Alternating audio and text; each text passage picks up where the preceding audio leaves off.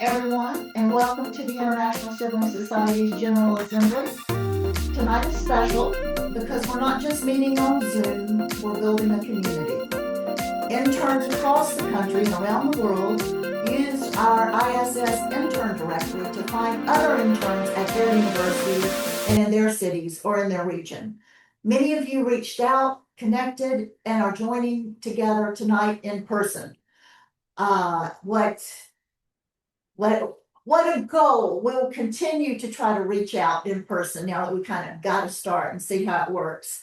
So that's what the International Sibling Society is about, connecting locally and working globally.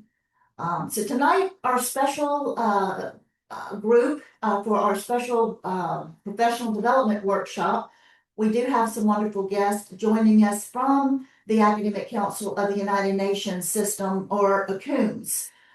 Fellow members in the ACUNS organization. ACUNS is an international association of scholars, researchers, and practitioners whose members include professors, PhD candidates, policy analysts, institutional researchers, etc., who examine how the international community works together to address global challenges. Just a few weeks ago, the ISS interns in our organization presented two roundtable discussions at the Academic Council of the United Nations System's annual meeting that was in Lisbon, Portugal this year. During that conference, we met an exciting group called the Who Owns the Data team. And tonight, they're all here with us. Also here with me in Washington, as we talked, was this is gonna be Pa. I think go ahead. Hey, Pa. All right, Gianna's coming down to get you, so we'll see you when you get here. All right.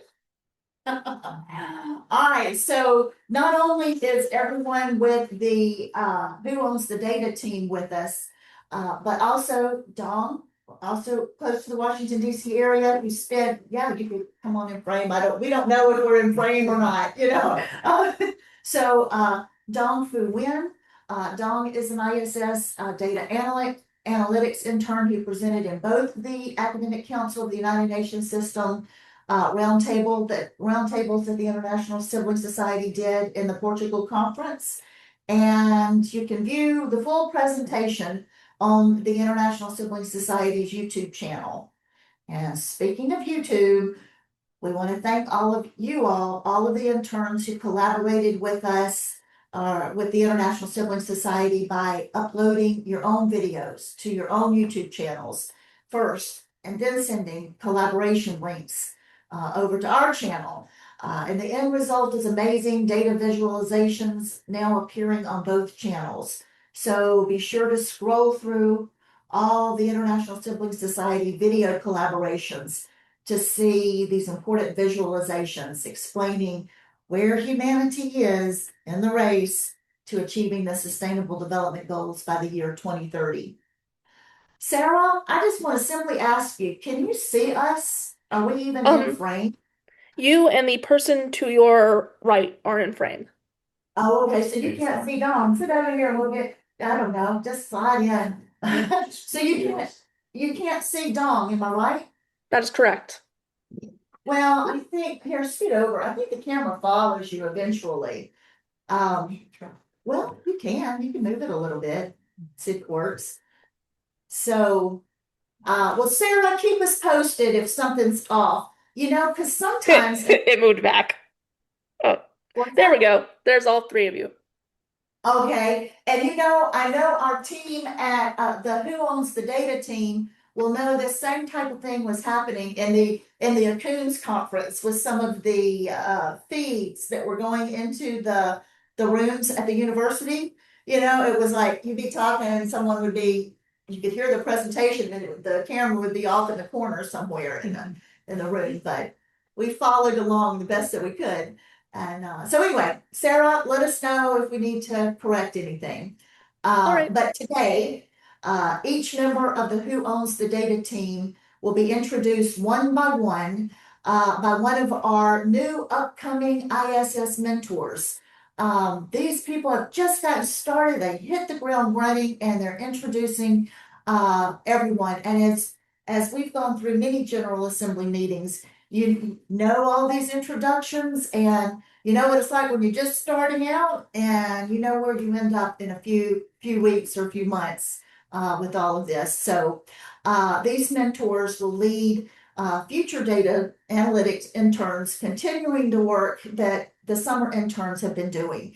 So this upcoming fall 2026 cohort begins September 21st and continues through December 12th.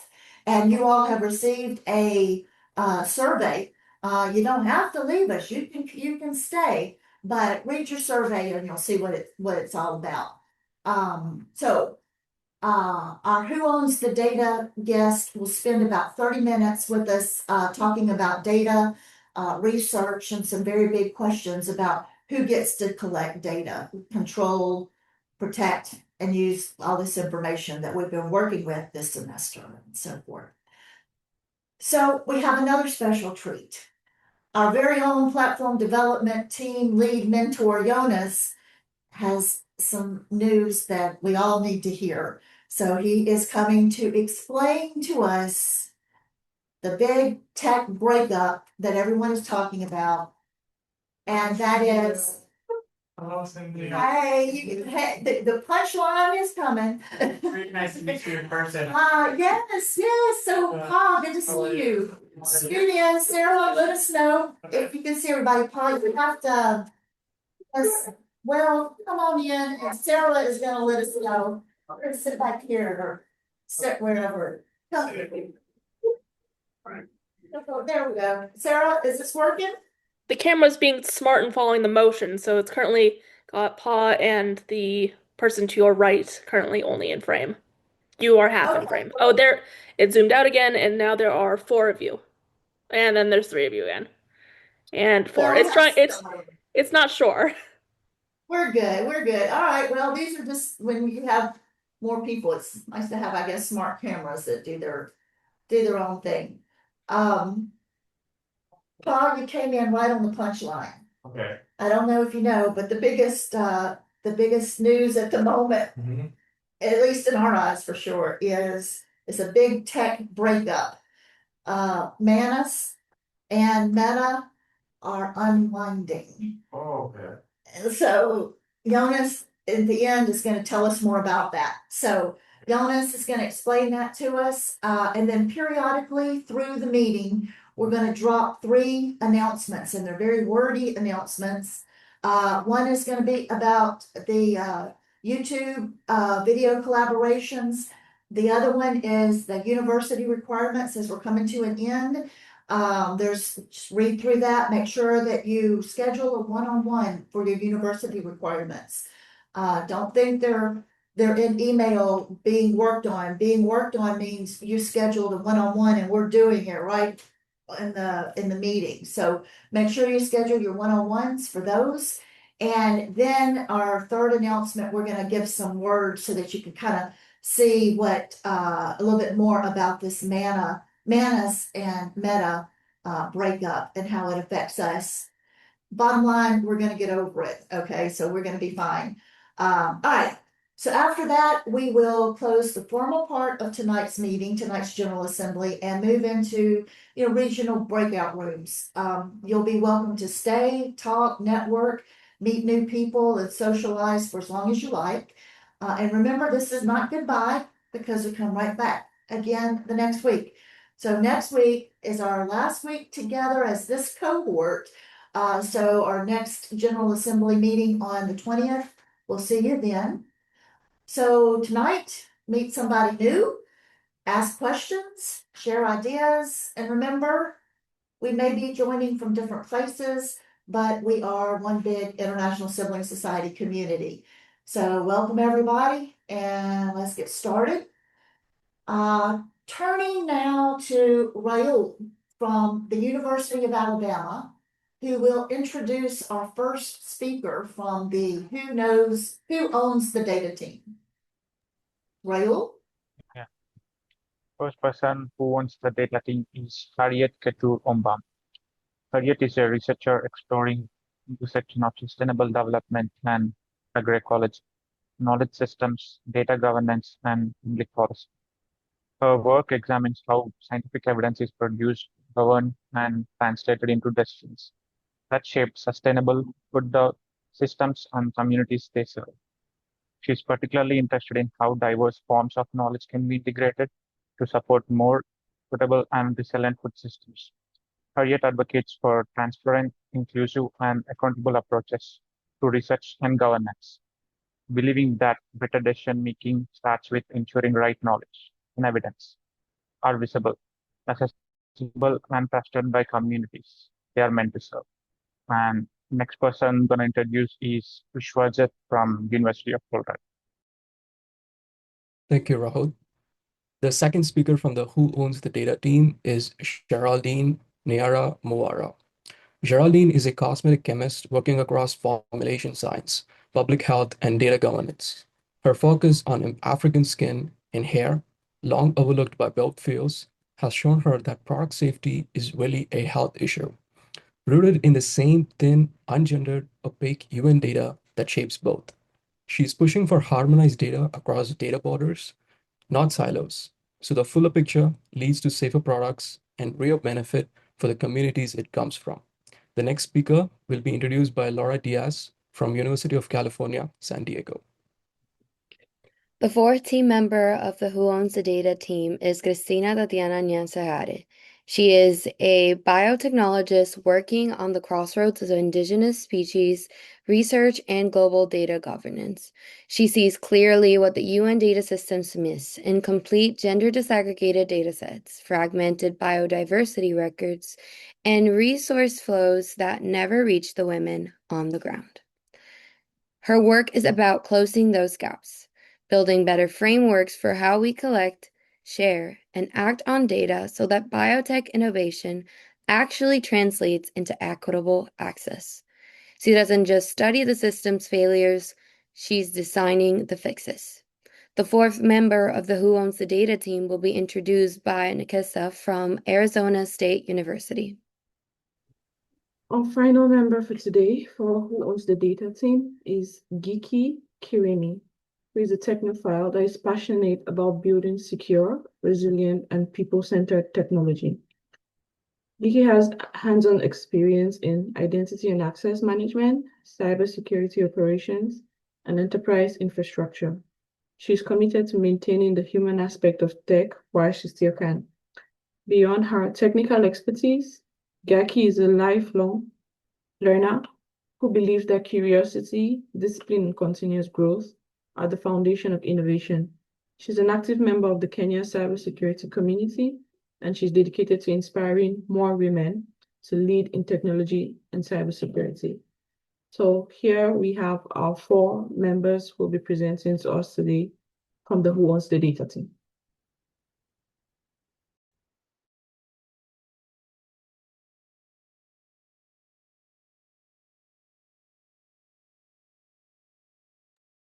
And so thank you all. And now for the Who Owns the Data team, it's all you.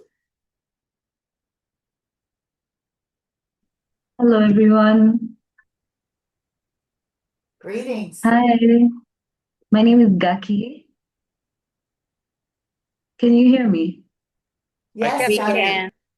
Okay. Yeah, Gaki, my name is you're free to screen share or talk to us as it's all you, whatever you need, let us know. Yes. I'm sharing my screen.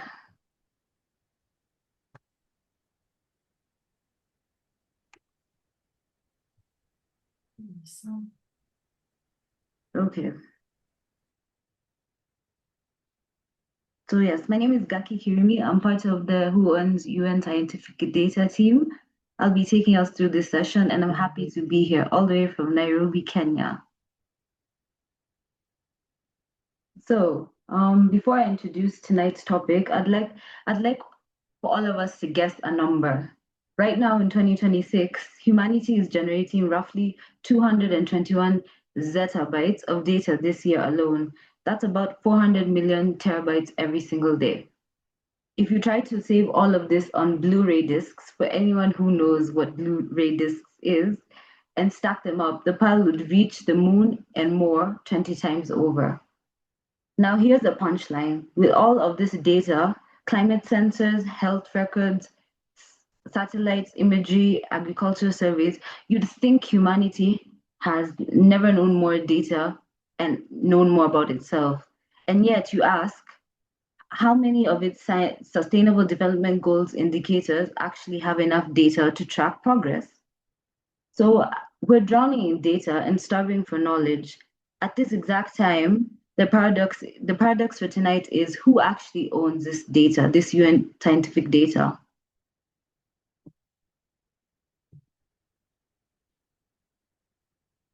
So here's the real question underneath all of this. It's not about do we have enough data? Do we clearly track it? The question is who decides what gets measured, who benefits from it, and who gets a seat at the table. Right now, most scientific data has 4 cracks running through it. There's often no structured process for deciding what to measure and why it matters. Everyone collects, but almost no one integrates. Researchers, governments, founders, and communities all want different things from the same data set, and there's no shared framework to referee that. And collection gets prioritized over usefulness. We count things because we can, not because they matter. We're going to sit with 5 principles for fixing that tonight. Here's the one-line version because I want you to remember each one. Okay. So the core principles are number 1, purpose first. Define why before you decide what to measure. Number 2, engage and empower. The people the data is about get to have a say in how it's used. Number 3, measure what matters. Track stakeholder priorities, not just what is easy to collect. Number 4, fair and respect. Data should be findable, accessible, and reusable. And the people that it came from should see the value returned to them, not just extracted from them. Number 5, redefine success. Success isn't the size of your data set, it's whether it changed a decision. So here's the thing. FAIR wasn't even a UN invention. It was coined by a group of scientists and founders in 2016 because researchers were tired of data that existed but nobody could actually use. The UN adopted a researcher-built idea because governments hadn't resolved this problem on their own. This tells you something about who's actually driving good data governance. We'll go into an interactive session. I hope people will be comfortable to unmute their mics and drop questions and answers in the chat. Okay. So the first question is, so now that we know the framework, our next session will be, I'll pose a question to each person. I'll give us a bit of some time to let the question sink in. I'll ask the group, the general public, our perspective, and then at the end we'll get the panel perspective from each of our panelists. So the first question is, the first question is, where do they, question 1 is about the people actually in the lab, in the field and on the ground, the researchers. Where do they actually fit in a governance model like this? And what do they need from it? Because right now, a lot of them carry all of the risk of collecting sensitive data, and almost none of them have power of what happens afterwards. I want to hear co-decision makers and not just collectors. What do you think? What do we think that actually looks like? So where do our researchers fit in, and what do we need from them? What do they need from a new governance model?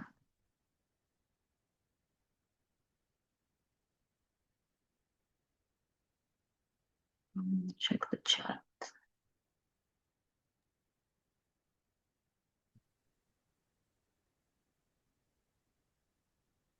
Okay, I can rephrase the question. Have you ever felt like a scientist where you're the one who puts in all the work and bears the risk of producing credible data, but you're not actually the decision maker?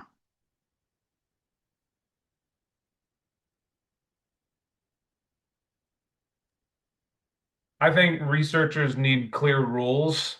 Like they should know what they can collect and share and protect. Mm-hmm.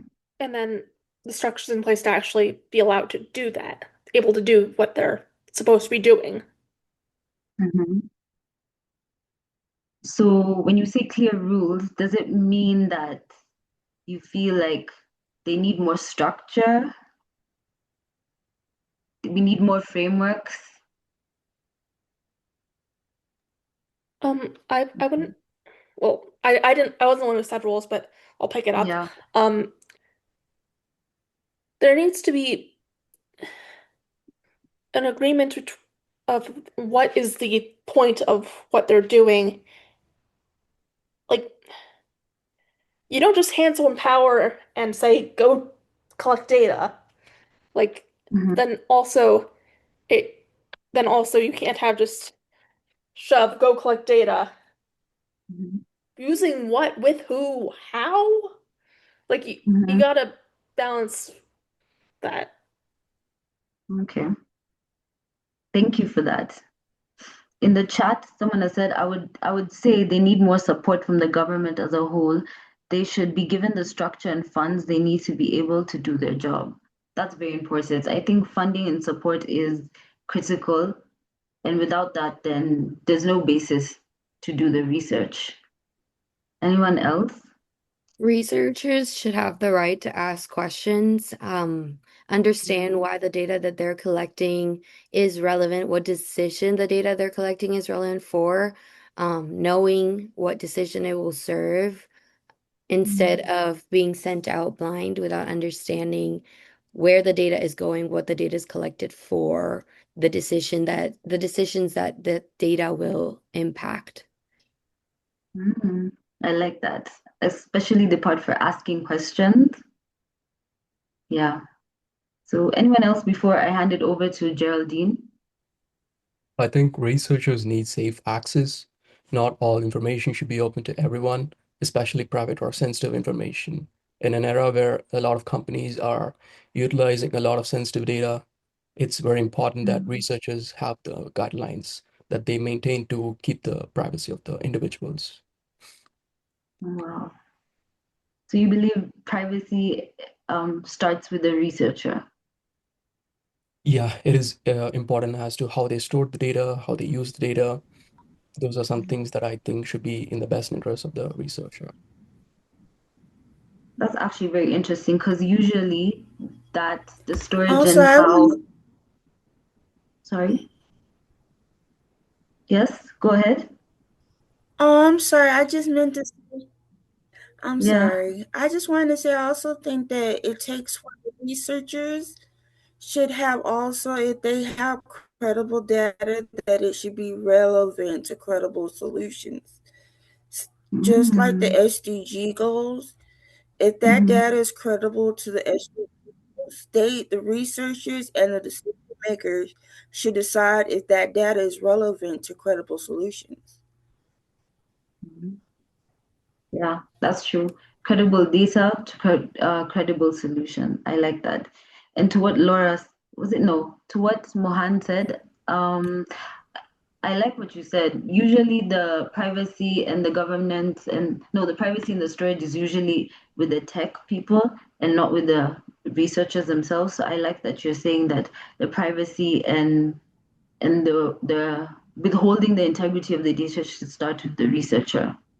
So I think we can. Does anyone else have an answer or anything to say? Question, answer?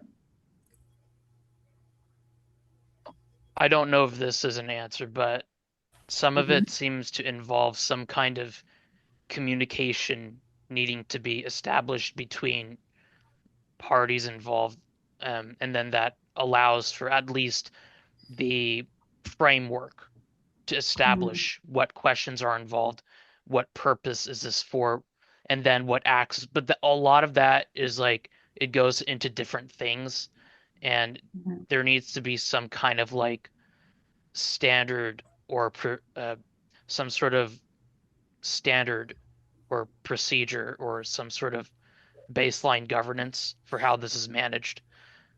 And of course, that goes into multiple questions. Okay, how does this process work then? And it can get a little bit complicated in some ways. I like that. Thank you for that.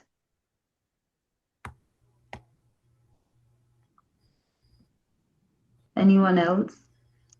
Anything they have to say about being the scientist, the one who puts in all the work, but and bearing all the risk, but not necessarily being a decision maker?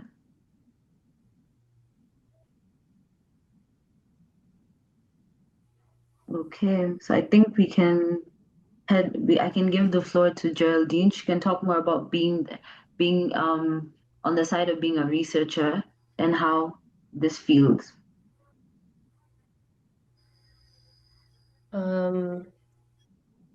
Okay. Hi everybody. I don't know if you guys can hear me. Yep, we can. We can. Okay, great. Okay, so I'm talking about where the researchers fit in this new governance model. So a lot of people seem to have this notion that researchers have a lot of power when it comes to research, but it's really more like they're a tool. You're serving multiple masses. You're trying to keep your funders happy. You're trying to hit your goals for your research. You're building with relationships with the community. You're more like a tool than anything else, in my opinion. I don't know if you can see me Yes, because I can't yes, we see can. anybody. Okay, great. Okay. Yeah. So first of all, I'd say the first thing that needs to happen is that researchers need to be involved as equal shareholders or stakeholders when it comes to their research. They should be able to not only create the methodology, but they should be able to create the purpose. Somebody said the purpose. And a lot of researchers don't have that option. They kind of try to fit their research into somebody else's like funding model or something. So we should be consulted on why that data is collected and not just how that data is collected, on how that data is used after we have transferred the data to other people's hands. Because the minute I give my data up to, let's say, data analysts or the rest of the team, I have no control over what happens with it afterwards. I have no control over whether it gets back to impacting the community that we recover that information from. So I would say that needs to be part of the solution. Secondly, I would say we should be able to run research without retaliation. For a lot of researchers, you could run a lot of different, you have projects that you want to run that could really help different communities, but you might not be as supported, or rather, your results might end up making you more of a target, or not making the people who the people who actually hold the power happy. So there should be protection from the very beginning. There should be like some security built into the model that makes sure that all the sorry, give me a minute. Some security that makes sure that all the scientists that are involved are protected from any retaliation, any suppression, just in case the communities or the institutions, mostly the institutions or the policymakers, are not amused by the results from that data. And they should also be a model to ensure that that data that is collected by those researchers, that they have built it into their research model, into their research project, that it'll give back to the community and how it'll give back to the community. Yeah. I also heard some people say stuff about data privacy. And it's like it's a backhanded thing, because as much as, yes, sensitive data should not be like available to everybody else, it kind of gains the question, what happens for the people who don't have the resources to access that data, even though they are the people that you collected the data from? So if you're going to build structures to protect data privacy, I feel like you should also make sure that you are empowering or enabling the community and the researchers to be able to gain this data and use it properly to impact their communities and their lives by providing them with the right resources doing that research, not just pulling from them and then going about your day. I don't know if I answered all your questions appropriately. If anybody has any comments or any questions, just let me know. I think I'm done.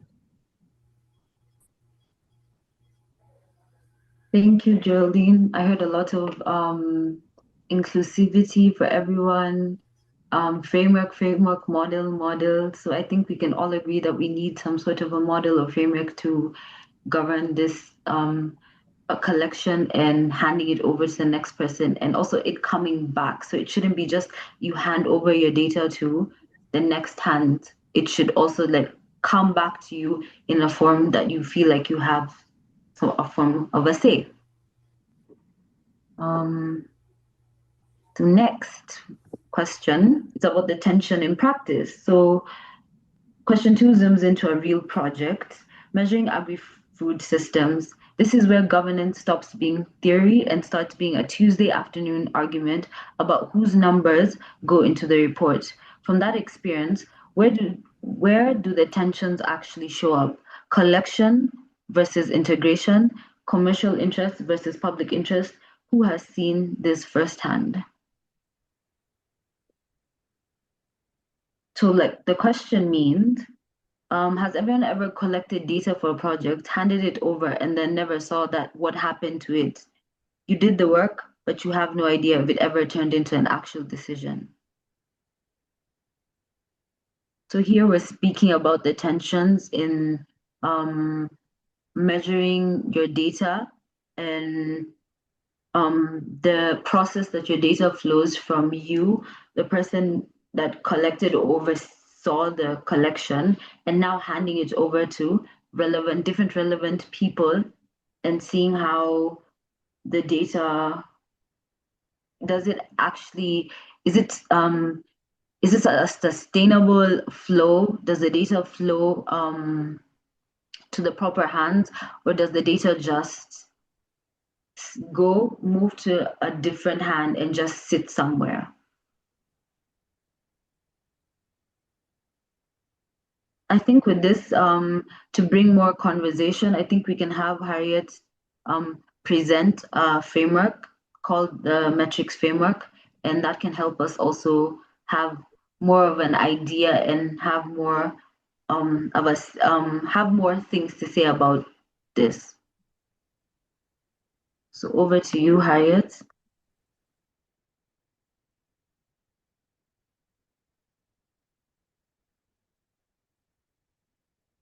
So, hi everyone. So, thank you, Gaki. It's really a pleasure to be part of this conversation. And since everyone has already had a chance to read our bios, I'll spare the CV and just go straight to the practical perspective. So my perspective will come from the metrics work, where we are looking at how we measure agri-food system performance, and particularly how we move from simply collecting data to generating knowledge that can actually support better decisions. So I think this connects to very closely to the question we are asking today: who owns scientific data? Because for me, the question is not only who owns the data, but also who decides what is important enough to measure, whose knowledge is represented, and who ultimately benefits. So, Gaki, you asked the first time you asked where researchers fit, and I feel like it actually was flowing. And I think some really important points have already come up around privacy, transparency, and communication. Those are actually central to where researchers fit in governance landscape. So researchers are often positioned as people who collect and analyze data, but I think we need to move beyond seeing researchers simply as data collectors. Researchers should also have a voice in the governance process, particularly in deciding what is measured, why it's measured, and how we interpret and how it is ultimately used. So this is something that becomes very clear with the metrics work. When you are trying to assess something as complex as an agri-food system, you can't simply start with a list of indicators. first you have to think about the purpose of the assessment, who it is for, and the questions that you are trying to answer, and which stakeholders we will need to engage at each stage. So researchers need a governance model that gives them voice, clear responsibilities, ethical safeguards, protection from scientific independence, and the resources to close up the loop, to actually return knowledge to the people and communities who contributed the data. So when you asked about the tensions that show up in practice, for me, one of the biggest tensions actually happens before the data is collected. It starts when deciding what matters and who gets to decide what matters. Just as Richard had said, we need communication on who will do what, and like clear communication. For example, a practical example can be a government might be interested in productivity and a funder might be interested in measurable outcomes. Researchers may be connected or rather concerned about scientific validity and comparability, but farmers and communities may be more concerned about income resilience and maybe soil health, food security, or livelihoods. So all of these are legitimate priorities, but they can lead us to very different indicators. So the tension on is not only about who owns the data, it's also about whose priority becomes embedded in the data. And so I think that connects with what you have already heard from other participants, sorry, and what Nyara had told us. So I feel like privacy is one of the things that we need to we need to focus on because it's one of the major tensions. And when it was mentioned that privacy begins with the researcher, I really agree with that. And governance isn't something that only happens at the institutional or rather policy level, because it also happens in the everyday decisions of people collecting, storing, and using the data. So when we come to another thing is we also heard about the need for communication. We need to be clear about who does what, and I think that is particularly important because we need clarity about who collects the data and who has responsibility for it, who can access it and who interprets it, and also who makes decisions from it. And then we need transparency not only about how data is stored and shared, but also why we choose to measure something in the first place. So, because you can have a completely transparent process around a metric that was never meaningful to the people you're trying to understand. Yeah. So the metrics framework simply is essential, and we may use it as a guide for designing holistic assessments on agri-food systems. The idea is we should not begin by asking what data do we have. We should begin by asking what are we trying to understand, who is this assessment for, and what are the decisions we want to like support. So the first part is the framing. We try and frame and understand the purpose of whatever we are doing. Then we look at the users.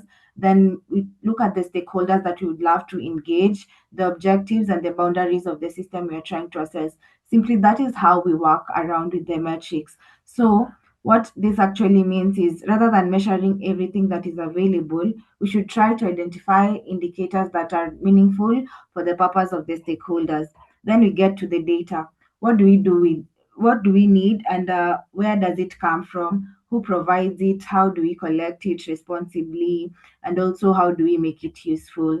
So these aren't necessarily linear steps, but it's a process that usually like comes up whenever we are working with these things. So we learn from the data, and we can be prompted to rethink our indicators and stakeholder engagements, and we can also like use this framework to rethink what we are trying to measure.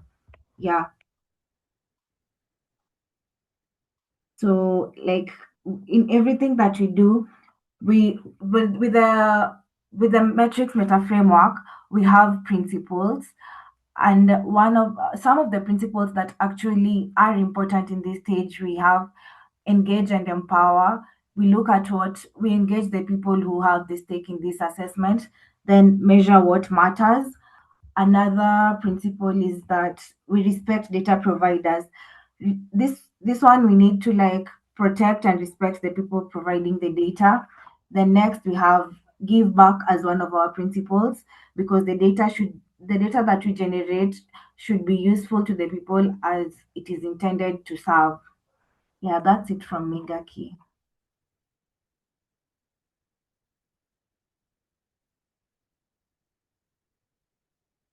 Thank you so much, Can we- Harriet. Okay. I think you can drop a link to the metrics framework on the chat so people can find some time to go through it. Okay, sure. Okay.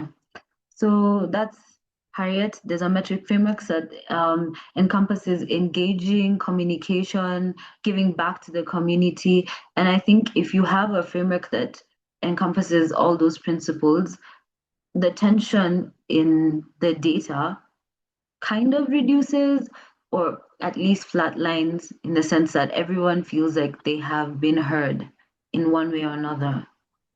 Our next question is in the cybersecurity and access space. So, question 3 is about who has the data rights and who's allowed to access it. Cybersecurity decides on who actually can, but a breach doesn't care on your governance charter. Every access rights debate assumes that vault door is open. So what if it isn't? Who owns a data set the moment it's been stolen, leaked, or quietly copied by someone with the wrong login? How does the risks change? And how do we think about ownership and control in a multilateral setting? So basically this means how many of us have been hacked or gotten a fishy email or have been a part of a governance issue, and they've realized that they actually do not own the data that is out there on them, and they don't know how to go about that issue. So there's a huge issue. Of course, AI, cybersecurity, and access is a big issue. And I'd like to answer this from my technical point of view. I think legally the ownership of the data set lives wherever the governance charter says it lives. An agency, the UN, the member state, or the research. But practically, ownership lives wherever the access controls actually hold. The moment there's a breach, that legal ownership becomes a technicality. The data is now also owned by whoever has a copy, a hacker, a hostile state, or a data broker. Nobody voted for that owner, but they just have it, and there's nothing we can do about it. That should change three things about how we think about control in a multilateral setting. Number one, ownership and custody have to be treated as separate questions. Who has the right to the data and who has physical or technical custody of it are not the same thing. Right now, most governance frameworks only answer the first question, which is who has the right to the data? But who has the physical or technical custody of it is not really a question that is really answered in the governance rooms. Number two, centralization is a trade-off, not a safety default. One central UN repository is easier to govern on paper, but is also one target. Distributed encrypted access tired systems are harder to coordinate, but a breach in one node doesn't hand over everything. Number three, accountability has to survive the breach, not just prevent it. Most arguments focus entirely on prevention, encryption, access logs, and say almost nothing about what happens after.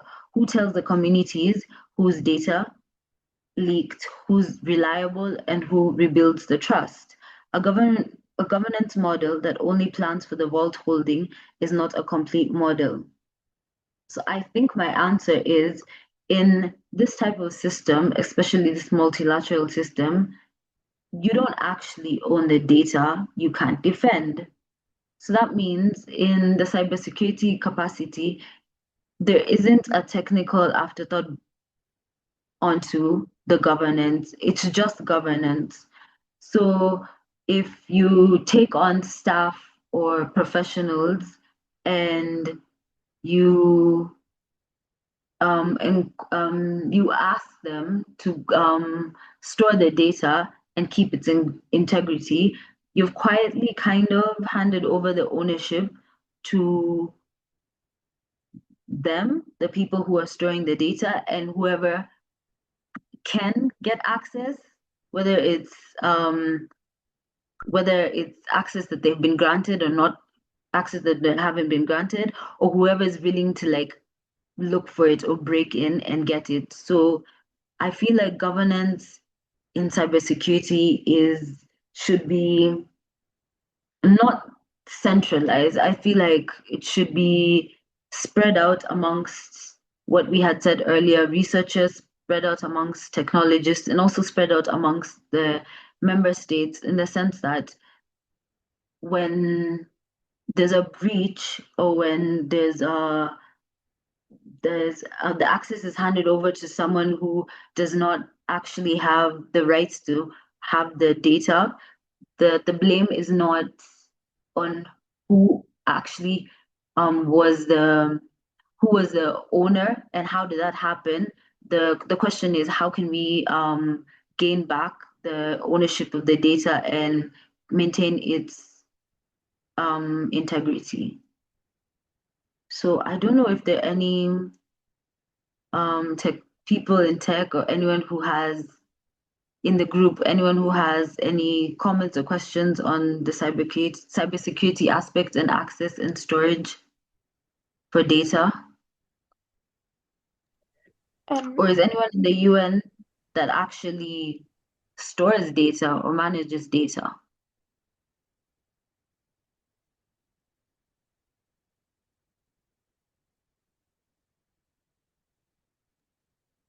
No? You mean in reference to the UN agencies, the custodial Yes. agent?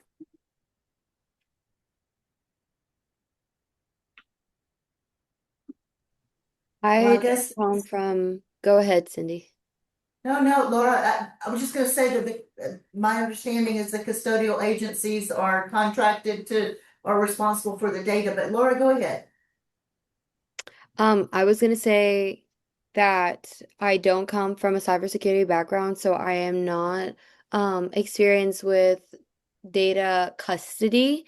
Um, I also haven't experienced data ownership, but I am coming from the researcher side, and I just want to bring up a concern that all of this has brought to my attention, and it is that the data that we collect, the purpose for the data with what that we collect should match the risk of the data that is kept in custody.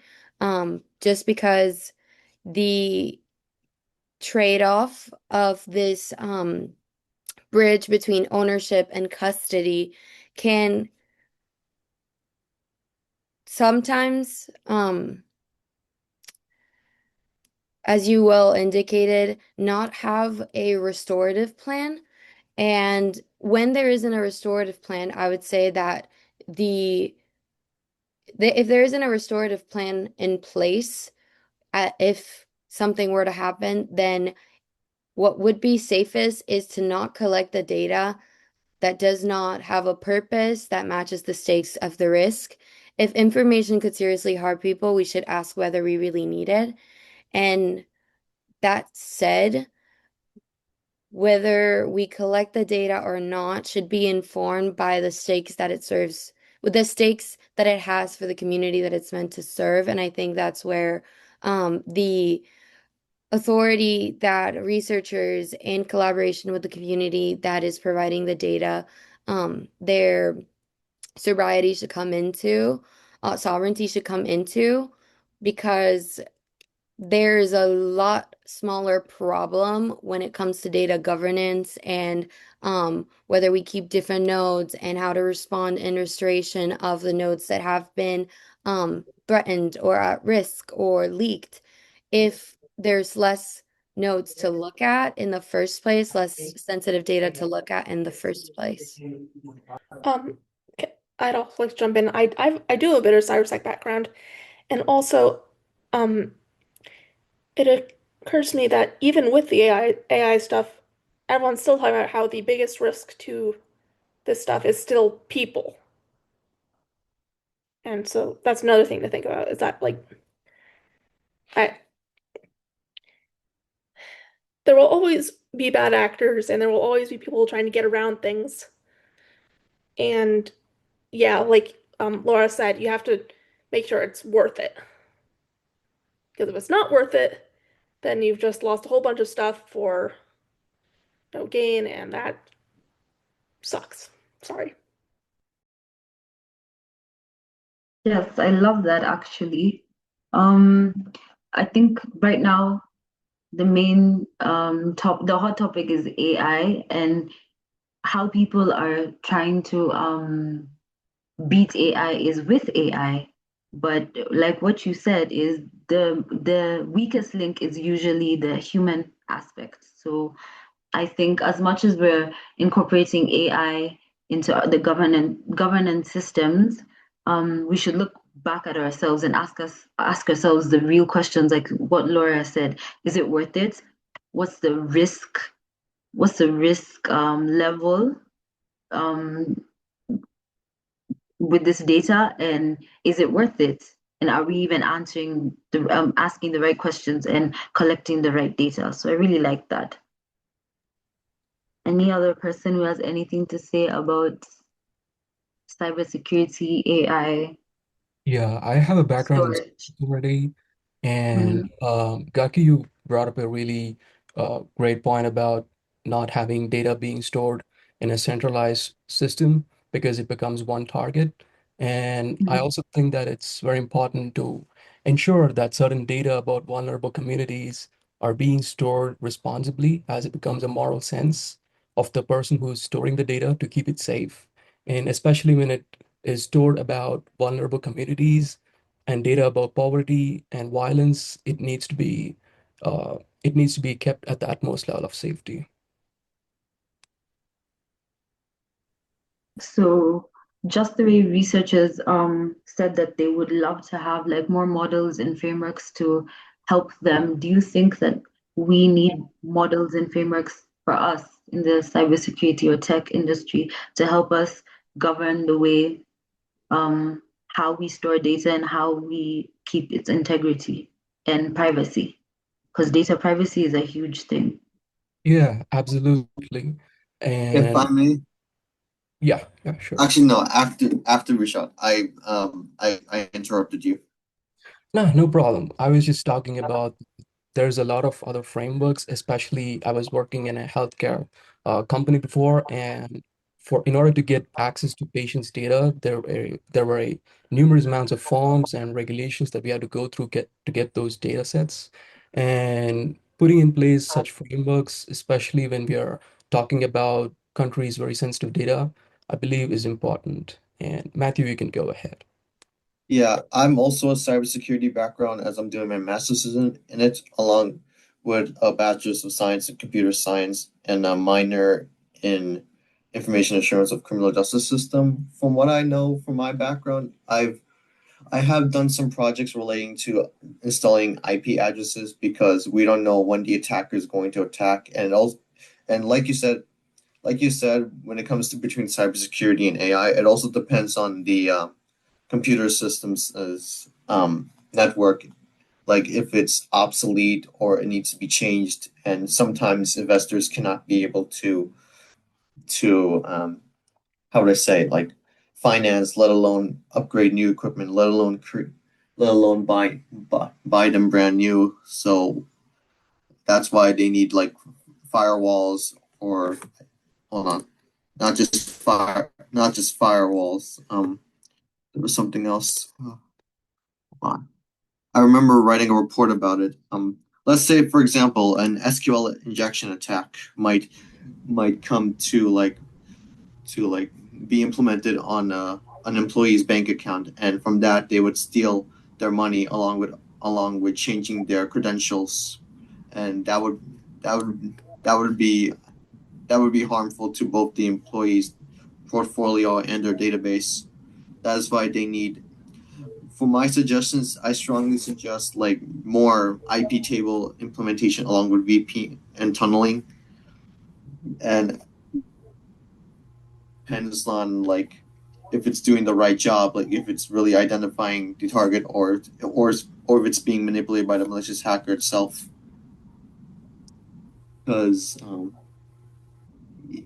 it is really because as of now there are still I'm still reading on news that there are many malicious attackers using AI agents to like implement malicious activity as well as disrupting their data systems of both nonprofit and government organizations. And yeah, that's all I wanted to say. I have a question. My question is how can you fix the issue of a security breach?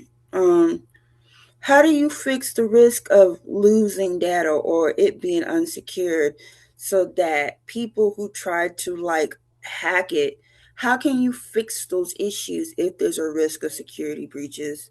Oh, You try as hard as you can, and then you hope to God it works. I actually Okay. noticed. I actually noticed, if I may, since I'm a cybersecurity major, usually there are two types of methods: proactive and reactive methods. Proactive is when these are methods analyzing data that's being stolen right after the attack, while the reactive data methods are used before the malicious activity is being implemented. So I strongly suggest using more reactive methods rather than proactive methods. Like for what I for example, what I mentioned earlier, using IP tables and VPN tunneling.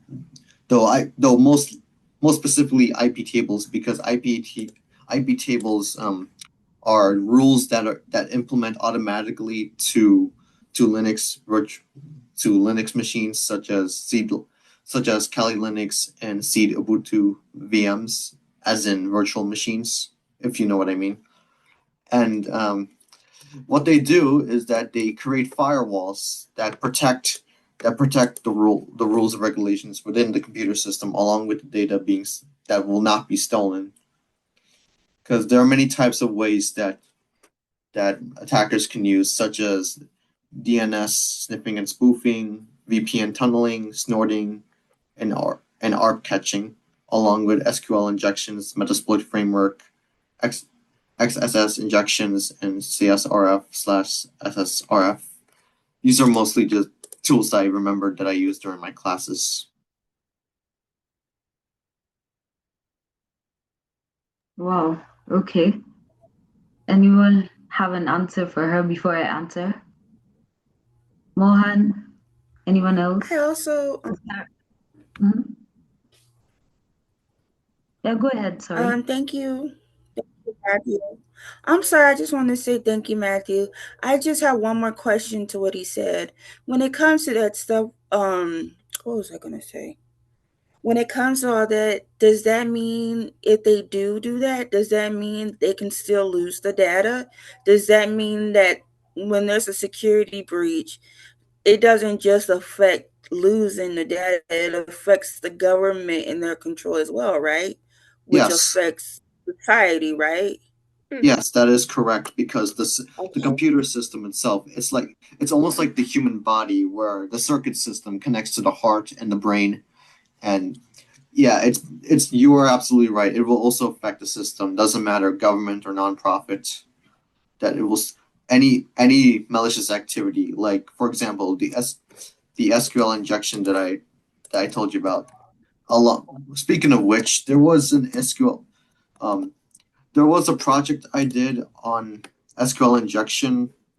I believe this was the CVE 2024. No, the 2023 attack. Hold on. I remember completely. Hold on, if I could just wait. Just hold. I might remember finding it. I know that Natalie Maduka has her hand up, and we want to make sure we hear about this breakup between Meta and Manus. So Matthew, do you mind if we move to Natalie? Wait. Hold on. I remember now. Hold on. This was indeed the CVE 2023 attack that happened between May, where this malicious activity group, these hackers, they exploited numerous counts of SQL injections that bypassed government activity, along with some cases of healthcare, education, including government organizations such as the CIA and the NSA.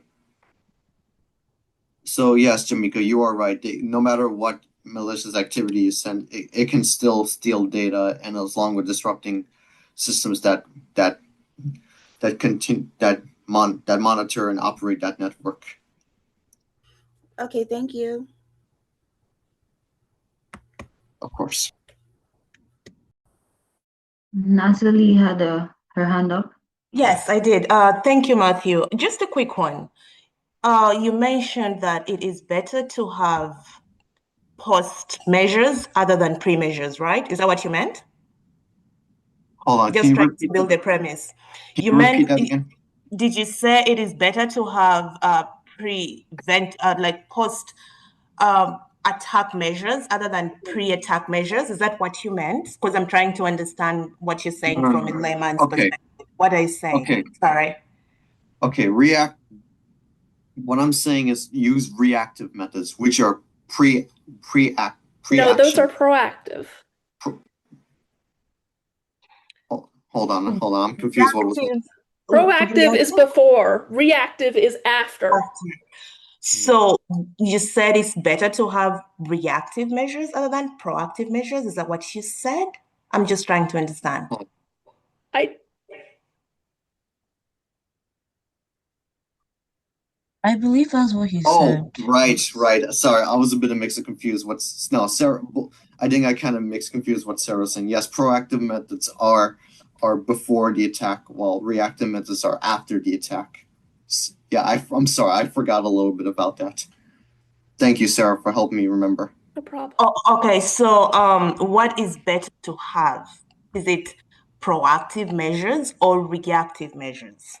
Okay, strongly proactive because they are methods that help identify attacks before the data is being stolen.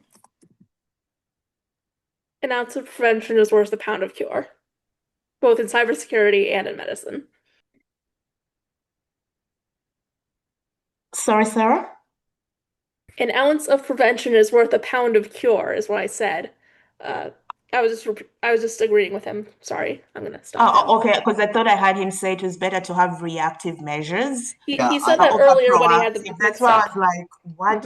Yeah, Why exactly should we be reactive other than proactive? Yeah, I was just trying to figure that out. I mistakenly said that I mistakenly misplaced my definition. I'm sorry. No, it's okay, Matthew. I'm not a cybersecurity person, so I'm just trying to understand. I'm a layperson. But thank you so much. I appreciate that. Yes. And one more thing I want to add in response to Jamika's talk with me. There was one case. Have any of you heard about the Trojan virus by any chance? Like the Trojan horse virus? I have. Yep. I have, but I don't know like the exact. Okay. Okay. It's basically another malicious attack where it's almost like the Trojan horse in Greek mythology, but instead of physical soldiers being attacked from the wooden horse, this malicious attack sends like multiple viruses and bugs that disrupt the computer system that causes your computers to crash out.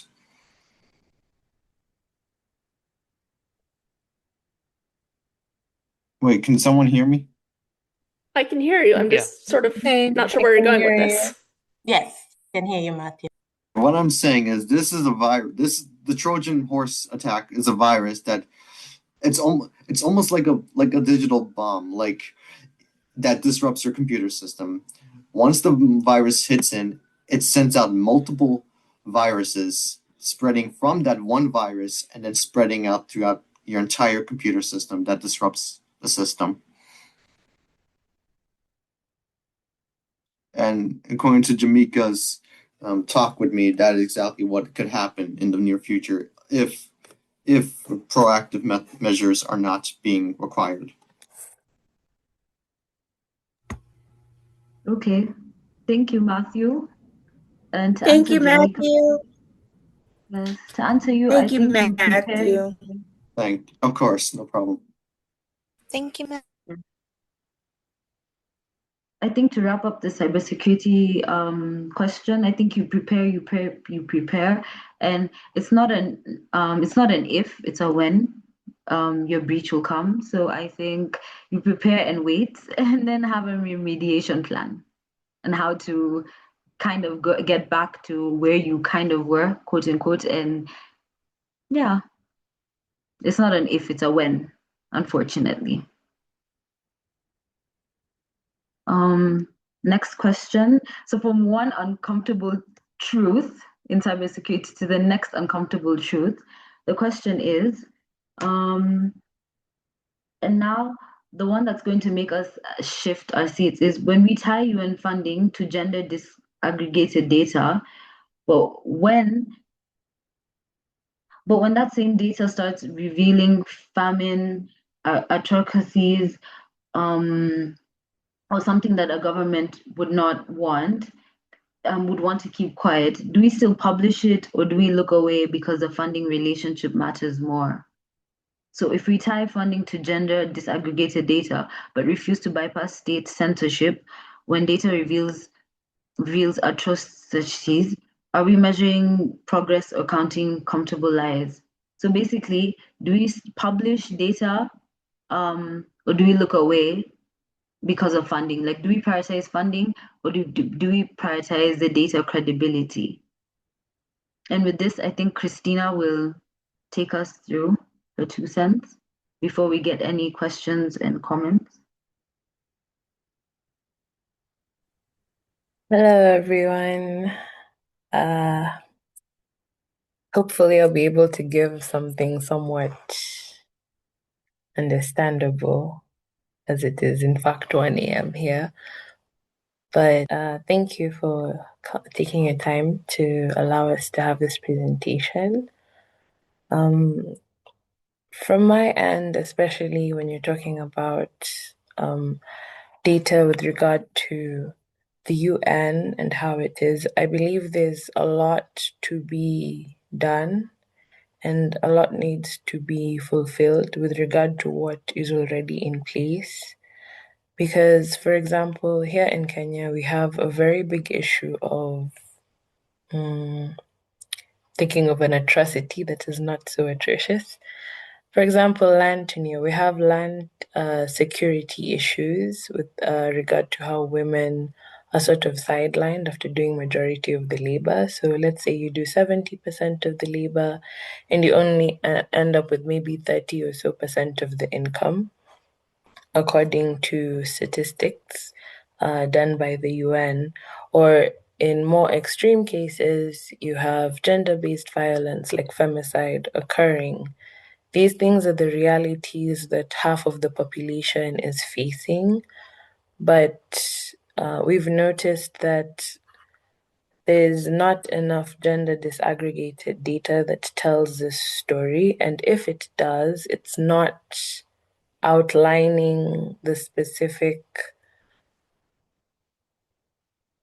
the harm that these people are going through, the pain they go through, or the suffering rather that they go through. And as everyone was talking, I was trying to find like how this all starts. Like clearly it has to start from somewhere, and earlier on when we were talking about data privacy, I found it very interesting that we kept tying back to it.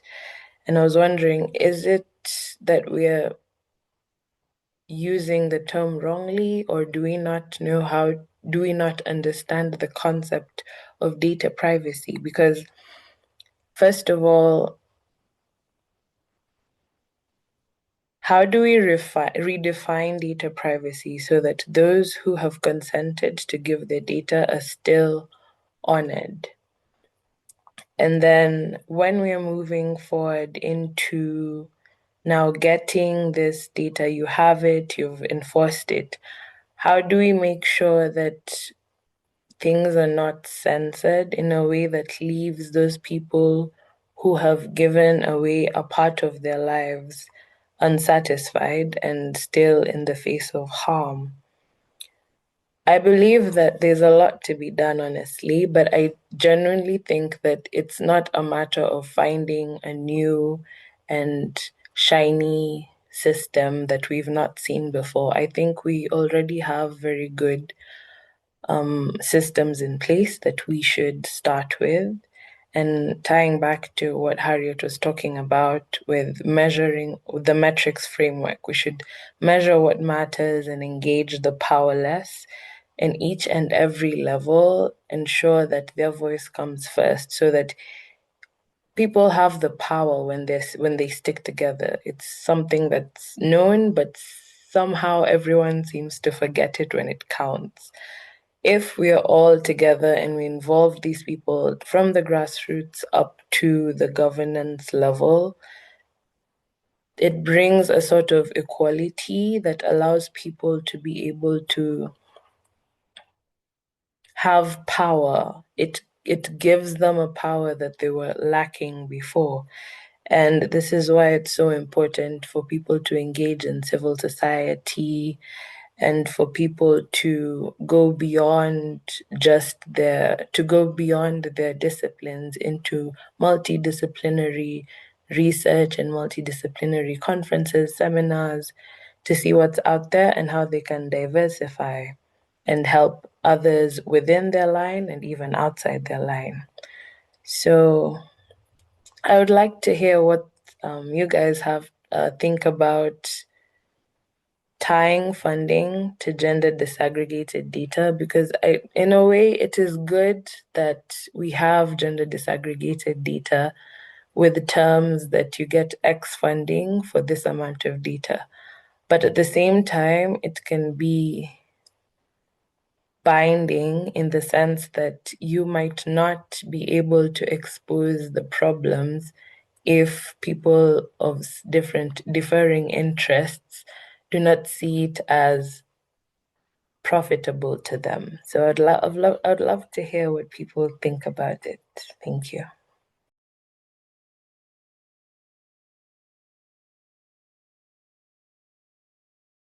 Thank you, Christina. Anyone in the chat or anyone in the meeting?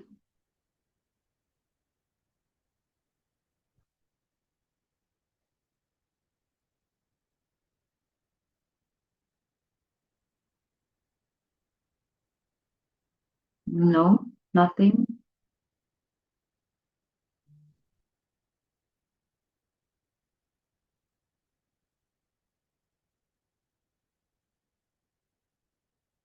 Okay, thank you, Christina, for that. I think, yeah, we need to reevaluate if we all really do understand what data privacy is, and maybe just like read more and talk more about it amongst each other.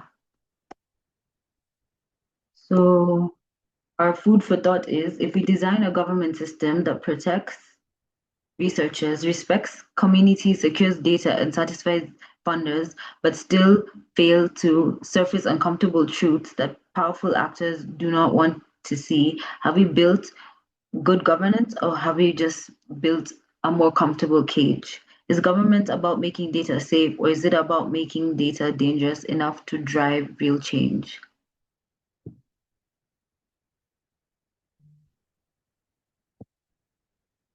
So from data collectors to data guardians, before our next project, I think you should ask yourself, who benefits this project? Who decides? Who is invisible?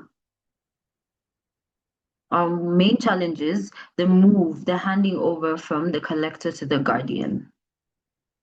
And I think with that, we're done. Oh, there's someone in the chat. Thank you. Let me Thank just you read. so much.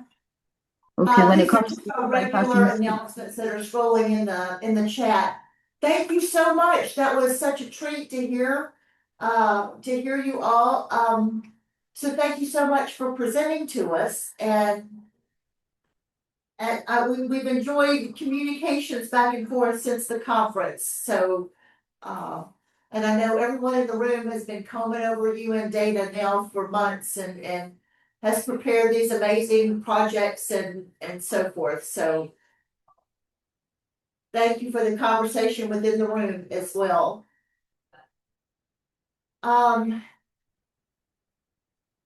Next up, we have the announcements that are scrolling in the chat, and more to come. We have one more announcement that will pop into the chat eventually here.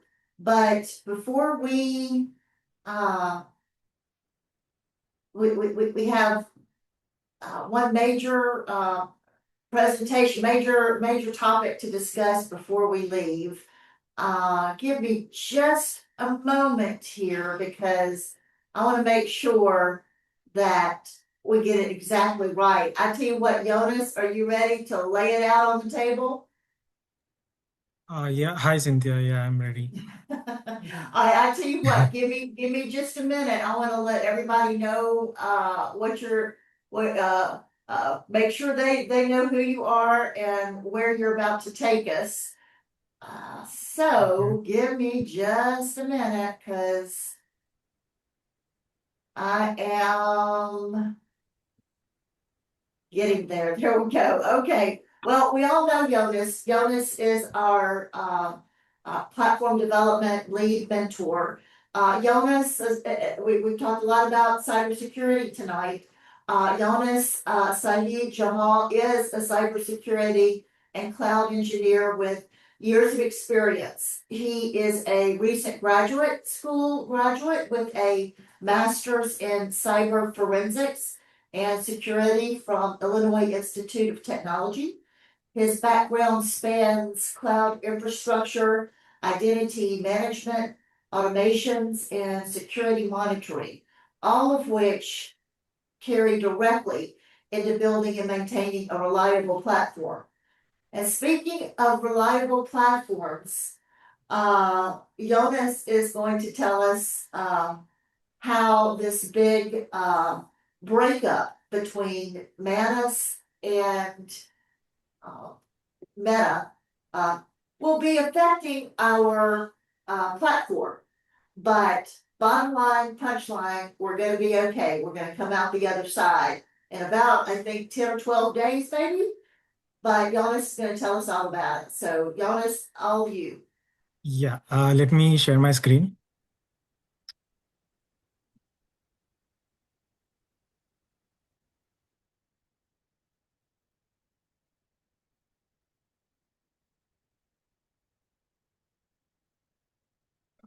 Can you guys see my screen?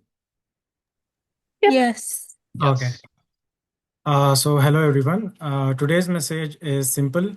Manus is separating from Meta. This is not just technology news for us because ISS interns have been building projects with Manus. We need to understand what changed, protect our work, and keep building. So Meta acquired Manus in December 2025 for roughly $2 billion. In 2026, Chinese regulatory action forced the transaction to be unwound. Manus has now announced that it will return to independent operations.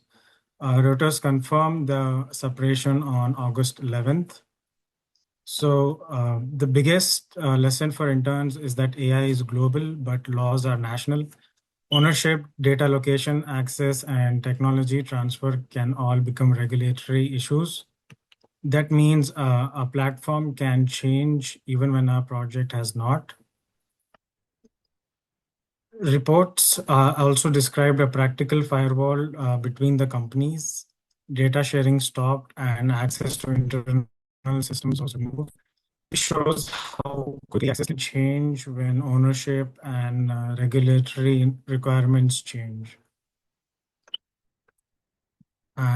This is the part that directly affects our workflow. news reports that some user data will be deleted as part of the separation. The key lesson is not to treat any AI workspace as the only copy of important ISS work. So our immediate action is backup, export anything important, keep copies outside Manus in an ISS controlled workspace, preserve prompts, generate files, code documentation, and project decisions. And read any Manus email or in-app notice carefully because the exact data affected may depend on the account. This is especially important for the platform development team.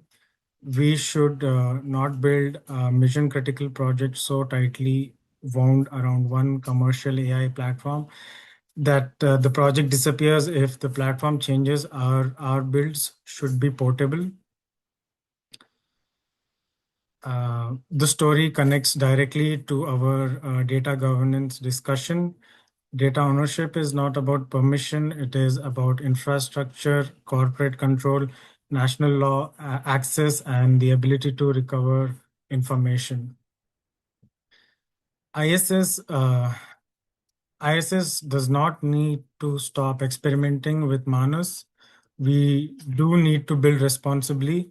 Our mission and our project knowledge should remain portable across Manus, ChatGPT, Claude, DeepSeek, Cursor, Codex, or whatever comes next.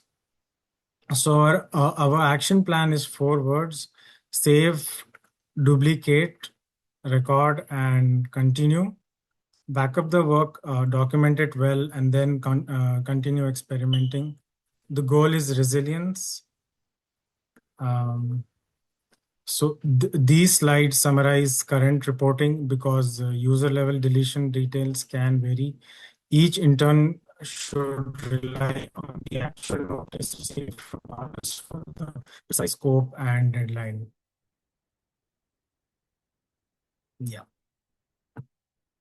So that's the end of the presentation. Okay, everyone, so we have all been bathed with the waters of knowledge. I don't know. So now we know. All right, so some of you, or well, all of you who have user accounts have received messages about this merger. We put not merger, a demerger, a breakup. So so anyway, we put some notes in there, and whether or not understanding the intricacies of it is not anything we need to worry about.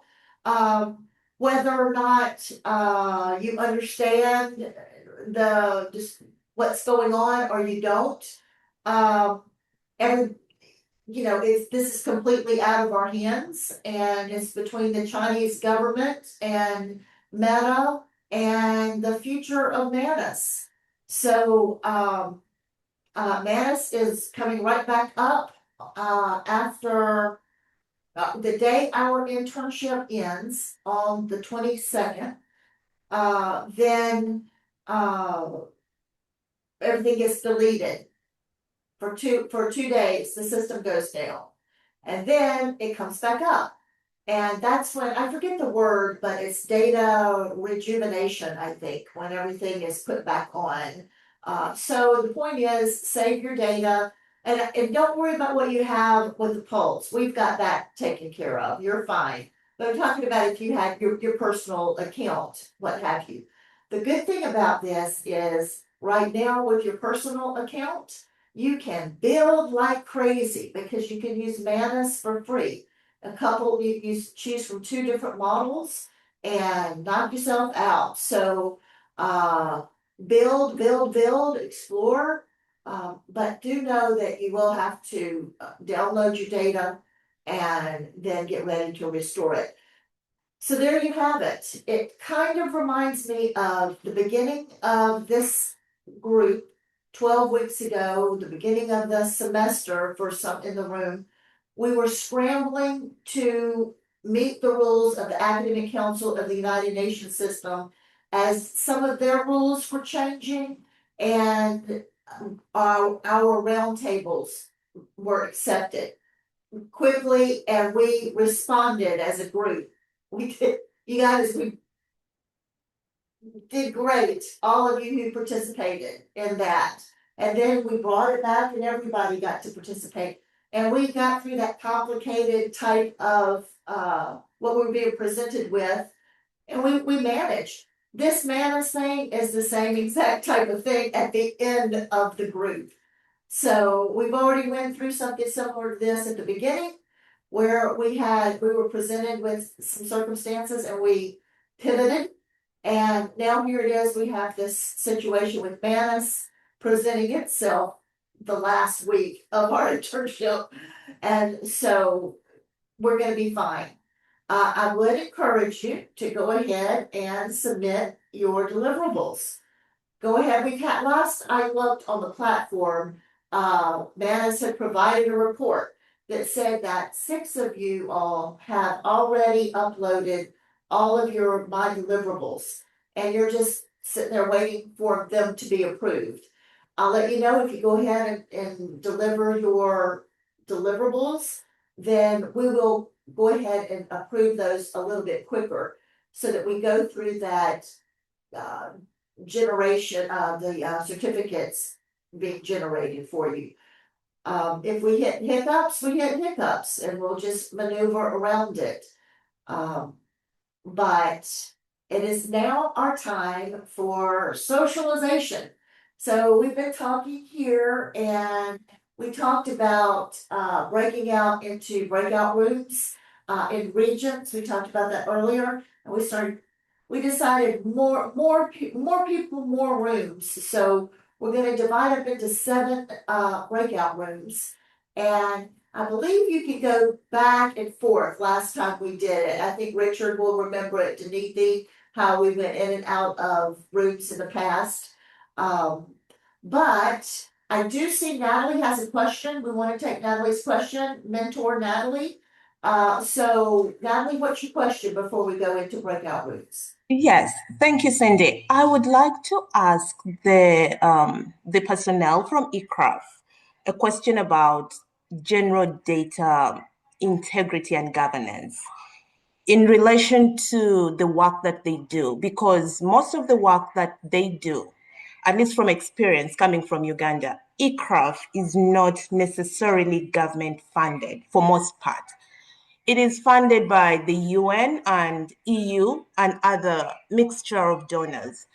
And what I want to find out is how are they navigating the differences in culture, because there's a big cultural aspect, as well as the politicization of data and data analysis when it comes to the work that they do overall. Because it's one thing saying who owns the data, but it's another thing actually knowing on ground that whoever pulls the rules might be the government, or whoever says this is good to go might be the UN or EU, and it might not necessarily align with our cultural and societal values and norms in certain areas. How are they navigating that?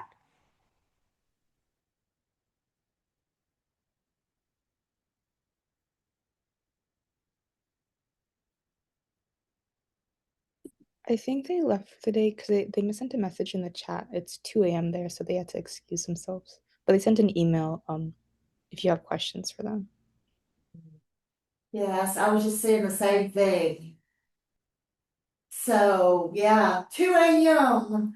where they were. So I think they've gone out. It's so hard to tell who's in and out of these rooms with so many people. So Natalie, dang. We've got their contact information. We could get that. We could put you in touch, for sure, on that. Okay, thank you. Yes, that's a great question. All right. Well, are we ready to do the breakout rooms? Okay, let's do it.